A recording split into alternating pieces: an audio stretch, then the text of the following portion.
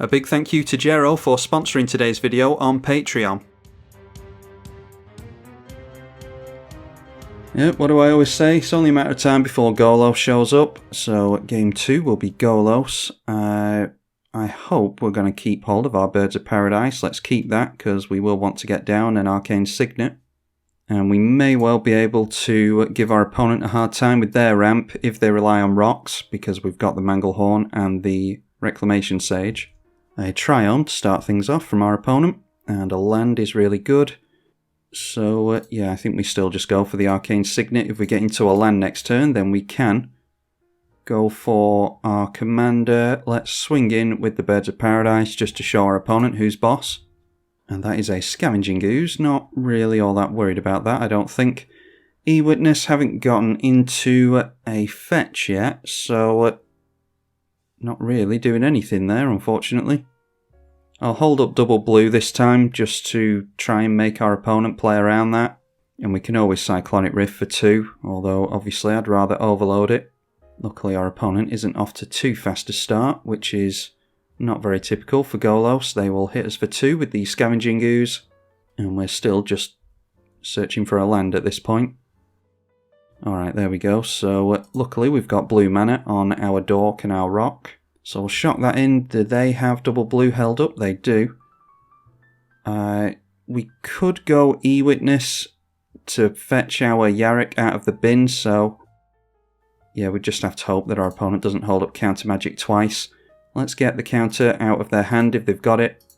And that comes straight down into play, so I'm assuming that they don't have counters. There is our beloved Field of the Dead. We've got that in this deck, but certainly don't want to play against it, because Field is obviously very, very good, especially in Golos. Yeah, surprisingly, we still have nothing to do, unfortunately. Yep, let's swing in. Start getting commander damage onto our opponent. They've got their mana for the Golos now. So we want to be getting into Acidic Slime, really, so that we can blow up Field of the Dead. It'll probably be Field of the Dead, and they copy something with Field of the Dead, I would think. A lot of people go for bounce lands with Golos, though, to keep themselves in mana for recasting Golos. They go for Homeward Path, getting control of all the creatures they own, fair enough. So I think we're keeping hold of the Rift for overloading against a bunch of zombies at this point, assuming that we're not able to keep them out of play. Okay, Nature's Law, that's not terrible, so let's go Nature's Law here. And we did grab the Triome previously, I remembered to do it, so swapped out Flooded Grove, I think it was, for that.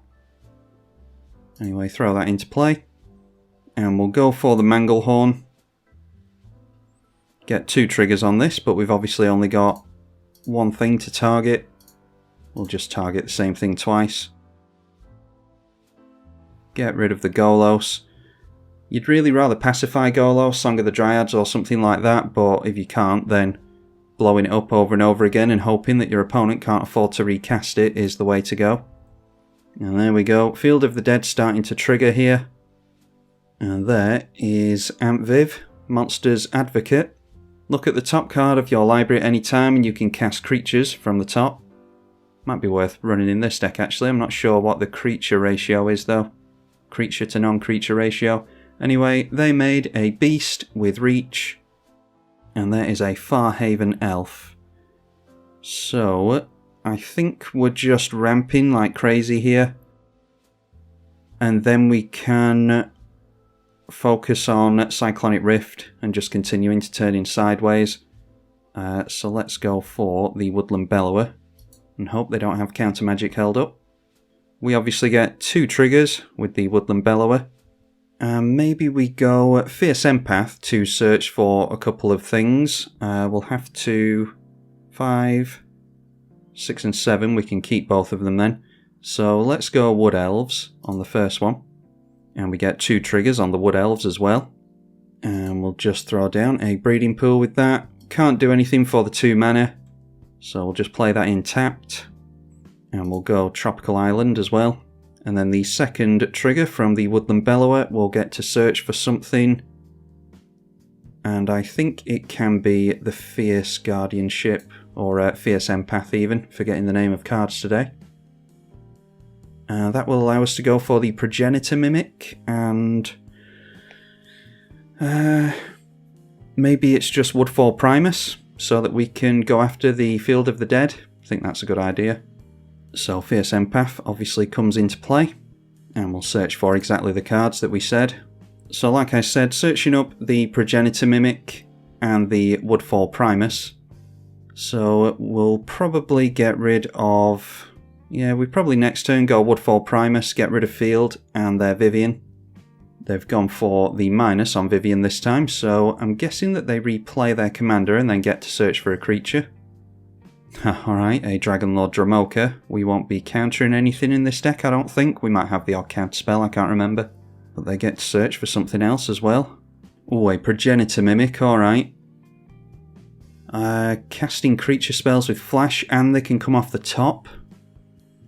Maybe we have to go for the duplicate in that case.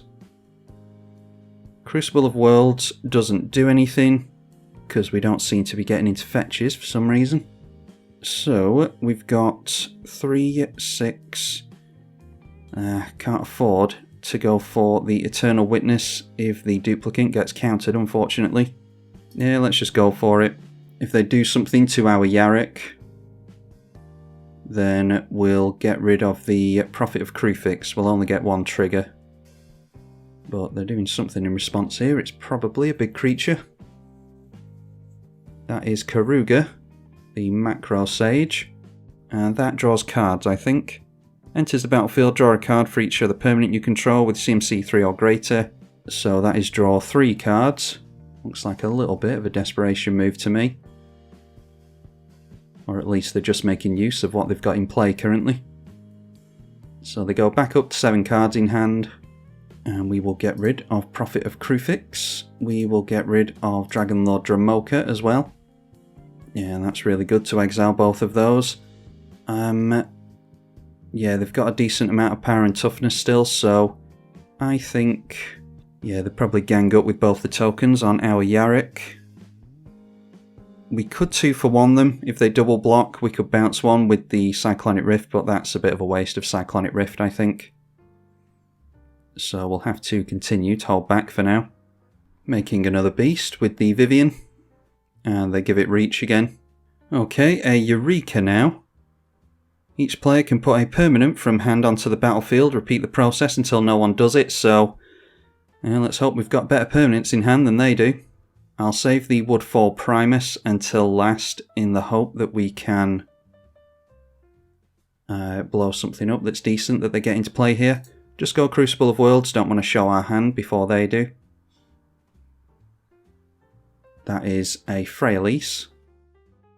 They actually know about the Progenitor Mimic and the Woodfall Primus, so let's go for Farhaven Elf. And that triggers twice. Okay, they get a land, so that triggers Field of the Dead. Let's go Reclamation Sage.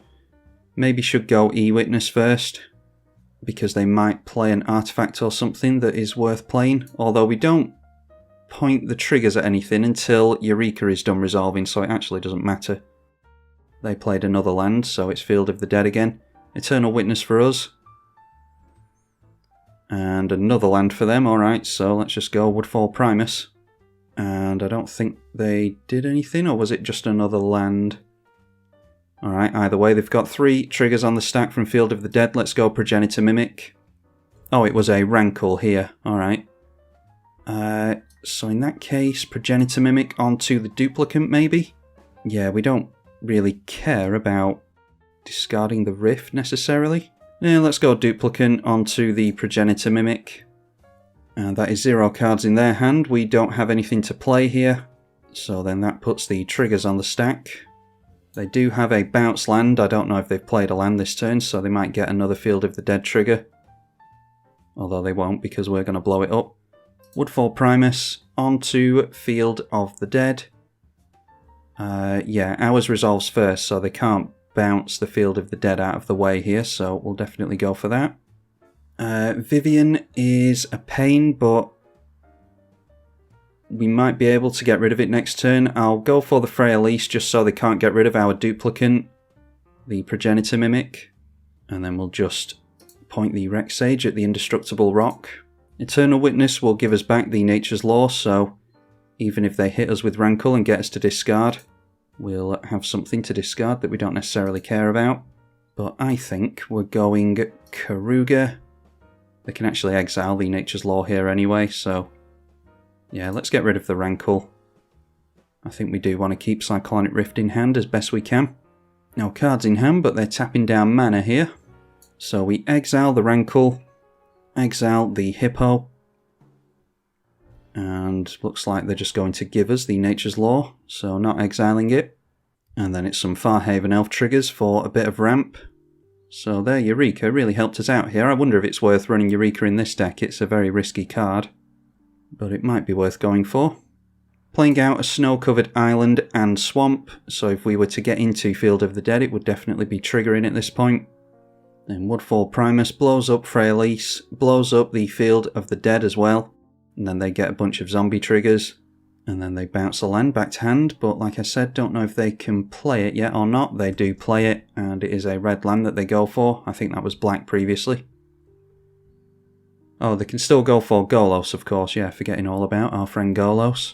At least they can't go for Vesuva onto Field of the Dead or anything. I think we might be able to just go wide on them next turn. And they go for the Mosswort Bridge, so I think, like so many times before this, the Cyclonic Rift is going to win us this one.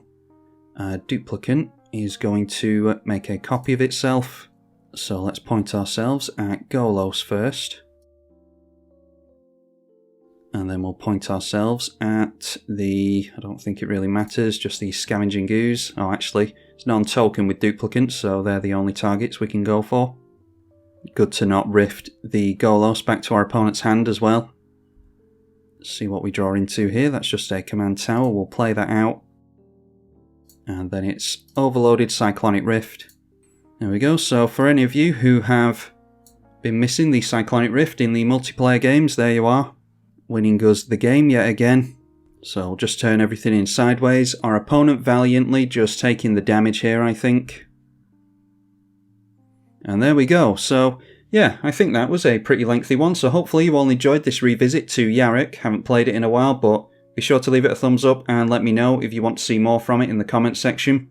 You can support the channel even further by following the link through to Patreon, with the link in the description below as well. Big thank you to you if you decide to do that. I'm tribalkai on the EDH channel. Thank you for watching.